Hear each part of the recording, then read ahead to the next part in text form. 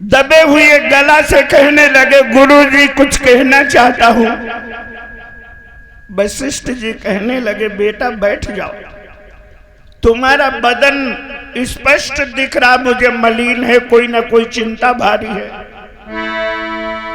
प्रेम से बिठाया, फिर पूछने लगे क्या बात है। हाथ जोड़ करके कहने लगे हैं, दशरथ गुरुवर,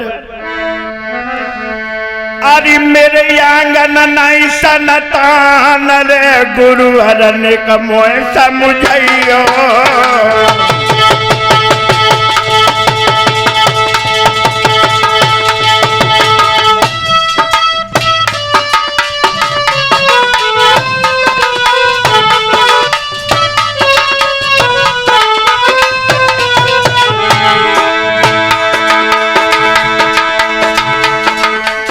गुरुजी मोए जल्दी से, हाँ गुरुवर रे मेरे जल्दी मोए, अरे कोई राह बताइयो।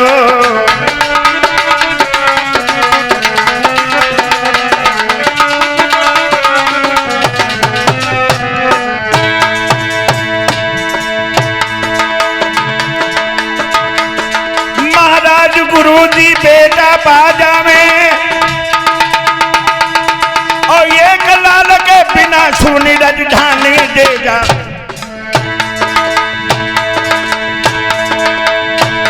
राजा धीरे धीरे कहे, गुरुजी राह बता दीजो।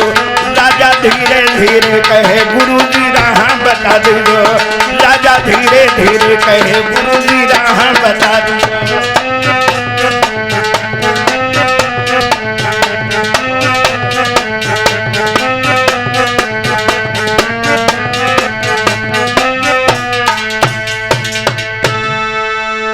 मेरे प्यारे भक्तों, हाथ जोड़ करके राजा दशरथ कहने लगे, गुरुजी मेरे जीवन का चौथा क्षण आने को है। आंगन में मेरे कोई संतान नहीं, बेटा नहीं है। मैं सुनता हूं जिनके बेटा नहीं होते वो नरक के गामी होते हैं। गुरुवर कृपा करके कोई हमें रास्ता बताओ। गुरुजी कहने लगे, बेटा ठहरो। जिस समय वशिष्ठ महाराज जी ने धर के ध्यान देखा है और पत्रा को उठा करके गणित लगाया है, क्या हुआ लाला महाराज?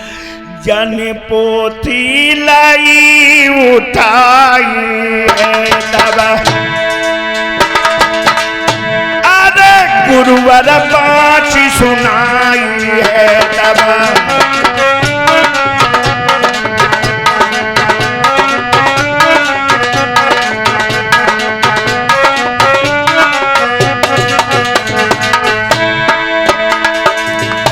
अरे दिल में धीर उधर आई है, घर लाला हुई है, आई है घर।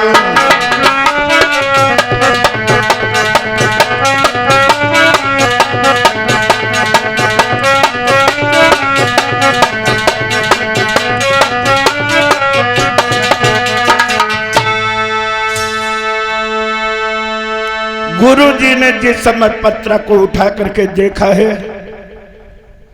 मेरे प्यारे भक्तों रास से घोड़ा लगा करके बताने लगे, बेटा तुम रो नहीं, तुम रो नहीं बेटा, तुम्हारे यहाँ एक नहीं समय आने पर चार चार बेटा आंगन में खेलेंगे, चार चार। कब है वो समय? बुढ़ापो आएगा बेटा, वो समय जल्दी आएगा। बताए दो गुरुजी कब है? वो समय लाने के लिए तुम्हें कुछ करना पड़ेगा। क्या करना पड़ेगा गुरुजी? जल्दी बता, सब व्यवस्था है। ए राजन, ओ गुरुजी, तुम्हें अपने आंगन में पुत्रेष्टि यज्ञ करना पड़ेगा। यज्ञ करना पड़ेगा? हाँ। लला पैदा होगो। और यज्ञ जानते हो किससे करवाना पड़ेगा? किससे गुरुजी बताओ महाराज? श्रृंगी ऋषि से। अब श्रृंगी ऋषि के पास में जाओ। अच्छा ठीक। एक बात याद रखना, ये श्रृंगी ऋषि जो थे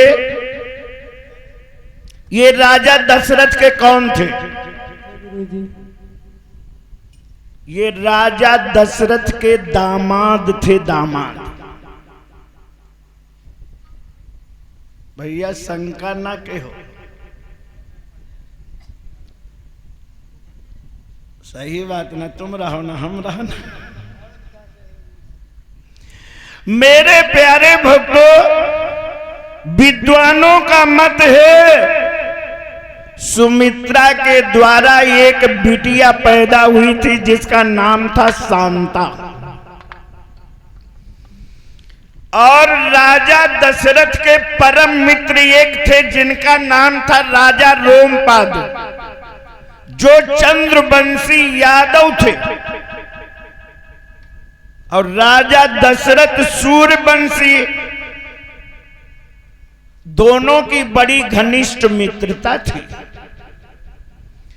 राजा दशरथ के आंगन में जब बिटरिया का जन्म हुआ सुमित्रा के द्वारा से, राजा रोमपाद निवेदन किया, राजन मेरे यहां भी महारानी की गोदी अभी खाली है, अगर आप चाहो तो अपनी बिटरिया हमको गोद दे दो, गोद।